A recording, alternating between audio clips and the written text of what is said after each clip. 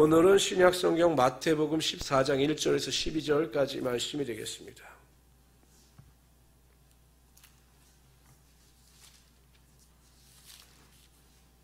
신약성경 18페이지입니다.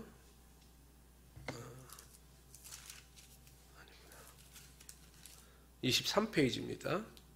신약성경 23페이지 마태복음 14장 1절에서 12절까지 말씀이 되겠습니다. 제가 먼저 1절 읽겠습니다. 그때 분봉왕 헤롯이, 여기서 헤롯은 헤롯 왕에 대한 다양한 헤롯이 나오는 여기는 헤롯 안티파입니다. 예수의 소문을 듣고 그 신하들에게 이르되 이는 세례 요한이라 그가 죽은 자 가운데 살아났으니 그러므로 이런 능력이 그 속에서 역사하는도다 하더라. 전에 헤롯이 그 동생 빌립의 아내 헤로디아의 일로 요한을 잡아 결박하여 옥에 가두었으니 이는 요한이 헤롯에게 말하되 당신이 그 여자를 차지한 것 같이 옳지 않다 하였음이라.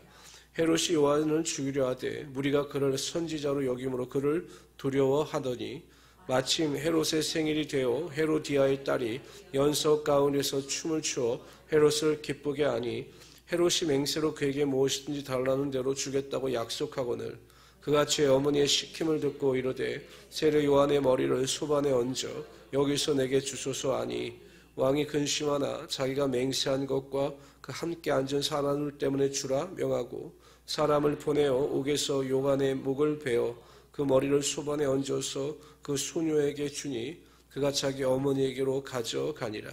요한의 제자들이 와서 시체를 가져다가 장사하고 예수께 아뢰니라. 아멘. 전혀 다른 두 사람이 나옵니다. 누구의 관점에서 보느냐에 따라 이 두 사람의 삶에 대한 평가가 완전히 달라집니다. 세상의 관점에서 두 사람을 한번 평가해 보겠습니다. 헤롯 안티파는 왕으로서 부와 명예와 권력과 그리고 아름다운 아내를 소유한 성공한 사람의 표본입니다. 일반적인 사람들의 관점에서는 부러워할 대상이죠. 왕으로서의 강력한 권력도 가졌고 명예도 가졌고 부도 가졌으니 세상 사람들의 관점에서 보면 굉장히 성공하고 부러워할 대상이 바로 헤롯입니다. 세상의 관점에서 보면 세례 요한은 참으로 안타까운 인생을 살았던 사람입니다. 사람들은 그를 선지자라 칭했지만 여러분 보십시오. 석청과 메뚜기 가죽옷을 입고 광야에서 그야말로 비참한 인생을 살았던 사람입니다. 궁핍한 삶을 살았던 사람입니다. 그런데 마지막에도 결국 헤롯에 의하여 죽임을 당하는 그러한 비참한 일생의 말로를 경험하게 됩니다. 세상 사람들이 이랬겠죠. 참 세례 요한은 고생만 하고 어리석게 비참하게 인생을 마친 불행한 아이콘이다. 이렇게 평가를 했을 것입니다. 이게 세상의 평가입니다. 그럼 반대로 하나님의 관점에서 두 사람의 인생을 한번 평가해 보겠습니다. 하나님은 헤롯 왕에 대해서 관심조차 두지 않으셨습니다. 그는 하나님의 배려와 사랑의 대상이 아니라 하나님의 심판의 대상이었습니다. 그래서 여러분 어떻습니까? 세례 요한이 죽자 그리고 예수님이 나타나셔서 기적을 행하시자 왕이 자신이 행한 일로 인하여 두려움을 가지게 되는 것입니다. 요한일서 4장 18절에 보면 사랑 안에 두려움이 없다 말씀하셨거든요. 하나님 안에서 택함을 받고 하나님의 사랑을 받은 자들은 두려움이 없습니다. 그러나 하나님의 택함을 받지 못하고 심판의 대상인 자들은 항상 두려움을 가지고 살아가게 되는 것입니다. 지금 헤롯 안티파가 그러한 두려움 가운데 사로잡혀 있는 것을 보게 되는 것입니다. 그러나 여러분 하나님의 관점에서 보면 세례 요한은 하나님의 사명을 온전히 감당한 사람입니다. 예수 그리스도의 길을 예비하는 사람, 예수 그리스도에 앞서서 먼저 그들에게 회개를 선포하고 하나님께서 맡겨주신 사명을 온전히 감당한 사람이 바로 세례 요한입니다. 그래서 하나님은 세례 요한을 인정하셨을 것이고 예수님께서도 이 세상에 태어난 자들 가운데 세례 요한보다 큰 자가 없다라고 극히 칭찬하실 정도였습니다. 이처럼 어떠한 관점에서 보느냐에 따라 인생의 가치와 평가가 전혀 달라지는 것입니다. 고린도후서 6장 8절 10절에 보면 성도의 실존, 성도의 모습이 어떠한가에 대해서 이렇게 사도 바울은 이야기합니다.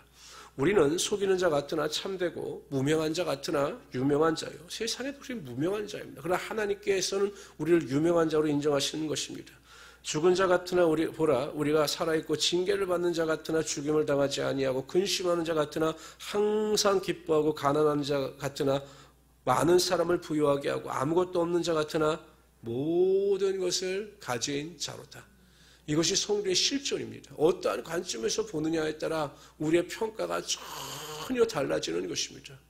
사도 바울은 그래서 이렇게 고백합니다. 이제 내가 사람들에게 좋게 하려 하나님께 좋게 하려 사람들에게 기쁨을 구하려 내가 지금까지 사람들의 기쁨을 구하였더라면 그리스도의 종이 아니니라. 성도 여러분, 우리가 이 세상을 살아갈 때 세상 사람들로부터 조롱과 멸시와 핍박과 어려움을 당한다 할지라도 하나님께서 우리를 인정하시면 하나님께서 반드시 우리를 높여주시고 하나님의 은혜와 축복이 우리의 삶 가운데 임하게 하여 주시라는 것입니다.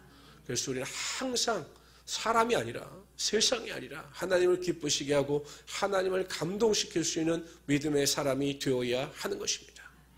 제가 어제 무슨 병원에서 기도 모임이 있어서 의사들과 목회자들의 기도 모임이 있어서 그 모임에 했습니다.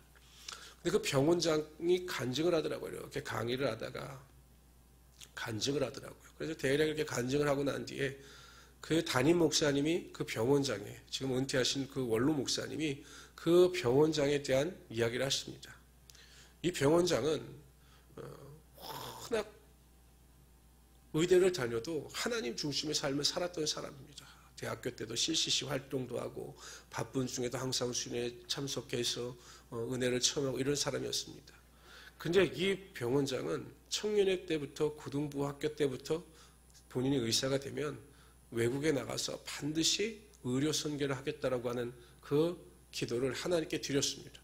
그리고 인턴이 끝나고 레지던트 다 과정을 마친 뒤에 이제 병원에 가서 일하기만 하면 수입도 보장되고 하는데 갑자기 피지에 하나님께 자신이 소원한 대로 피지에 가서 몇 년 동안 의료 선교를 하고 오겠다라고 결단을 하고 알리니 세상 사람들이 다 말렸죠. 믿음이 없는 사람들의 입장에서 보면 그렇게 굳이 피지까지 나가서 의료 선교를 하고 시간을 낭비할 필요가 있느냐. 그 시간을 아끼고 활용하면 얼마나 귀중한 시간이고 얼마나 많은 수입을 올릴 수 있는데 그렇게 쓸데없는 일을 하느냐라고 모든 사람들이 다 말렸다라고 합니다.